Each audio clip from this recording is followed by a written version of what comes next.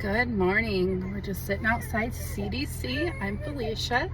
I'm a mom of a 7-week-old who has failed all 3 of her hearing tests, 2 at the hospital, 1 at CDC, and now we're heading in to get diagnostic testing.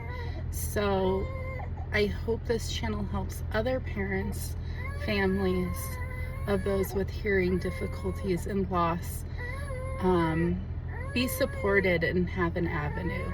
So follow us along this journey, and I will be back later today with results. Like and subscribe.